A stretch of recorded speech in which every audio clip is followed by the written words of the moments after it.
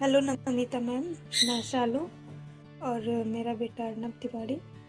मैं अभी एक अपना एक्सपीरियंस शेयर करना चाहती हूँ। मेरे बच्चे को बैठने की जगह पे ही एक पिंपल हो गया था। पहले तो एक पिंपल हुआ छोटा सा, उसमें हल्का हल्का दर्द हो रहा था, तो मैंने ज़्यादा ध्यान नहीं दिया। उसके बाद फिर बच्चा शिकायत करने लगा कि मुझे दर्द हो रहा, बैठने में नहीं बन रहा। तो फिर मैंने सोचा अ, होगा वैसे ही कुछ, तो मैंने उस पे सरसों का ऑयल लगा दिया रात को सोते टाइम। और फिर ज़्यादा ध्यान नहीं दिया क्योंकि वो छोटा सा पिंपल था। फिर कल होके जब मैंने देखा कि वो जो पिंपल है वो बहुत नुकीला टाइप से हो गया, बड़ा हो गया है। और बच्चा तो थोड़ा भी हाथ लगाने ही नहीं दे, पैर को भी हाथ लगाने नहीं दे रहा था, इतना दर्द हो रहा था। तो मुझे लगा पता नहीं ये क्या हो गया इसको। और सुबह को मैंने ये देखा, फिर दोपहर में मैंने देखा कि वो येलो कलर का होता जा रहा है।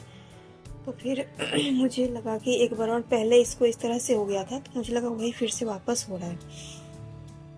तो मैं बस ऊपर ऊपर ही कुछ कुछ करते रही ऐसे ही।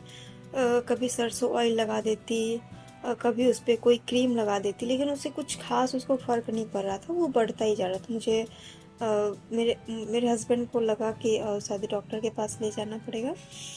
तो फिर सैटरडे को ये ऐसे हुआ था। फिर संडे, कल के संडे था, कल सबसे जब मैं सुबह उसे नहा रही थी, तो उस वक्त मैंने ना उस पर थोड़ा सा बस ऐसे ही मुझे पता नहीं था कि इससे कुछ रिलीफ मिलेगा, बस ऐसे ही मैंने सोचा करके देखती हूँ क्या होता है। मैंने ना PRC सर की वेबसाइट से एक नीम ऑयल मंगवा रखा था पहले से ही।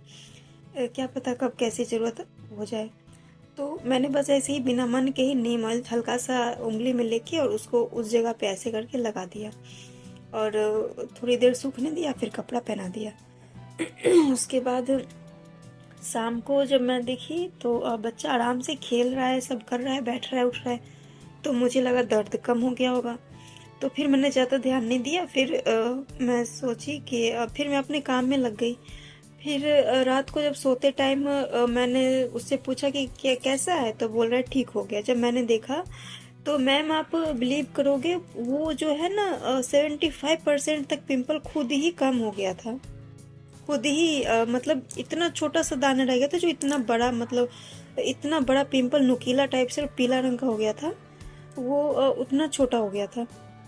मुझे तो इतना बड़ा मैजिक लगा ये। मुझे पता, मैंने तो पिक भी नहीं, फोटो भी नहीं ले पाई उसका, कि मुझे पता नहीं था कि एक ही बार में इतना कम हो जाएगा। ये तो बिल्कुल मैजिक की तरह काम किया, इतना अच्छा रिजल्ट मिला इसका।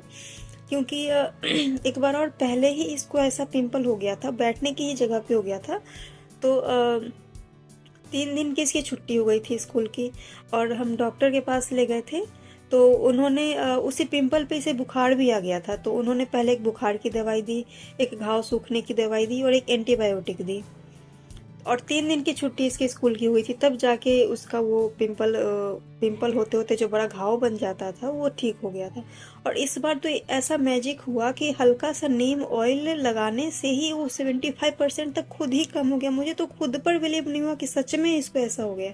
फिर एक बार रात को मैंने सोते टाइम हल्का सा नीम ऑयल लगा दिया, 2 टाइम सिर्फ मैंने इसे नीम ऑयल लगाया, और ऐसे गायब हो गया वो। जैसे देख के कोई कह नहीं सकता कि उस जगह पे इसको ऐसी प्रॉब्लम थी। इस तरह, मतलब मुझे तो इतना अच्छा मेरा एक्सपीरियंस रहा इस बार का कि मैं तो बहुत खुश हुई। और मैं ये बोलना चाहती हूँ कि हमारी जो प्राचीन चिकित्सा पद्धति इतनी एडवांस थी, इतनी एडवांस, जिसे हम खुद ही मॉडर्न के चक्कर में हम खुद ही भूल गए।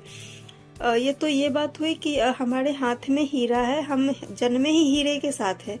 लेकिन किसी दूसरे बाहरी व्यक्ति के कहने पर हमने अपने हाथ से हीरा फेंक कर और उनका पत्थर कोयला अपने हाथ में उठा लिया। जैसे कि एलोपैथ दवा और ये सब क्या है, लोग बोलते हैं ना कि अरे इतना झंझट क्या पालना, फटाफट एक टैबलेट खिलाओ और काम खत्म करो।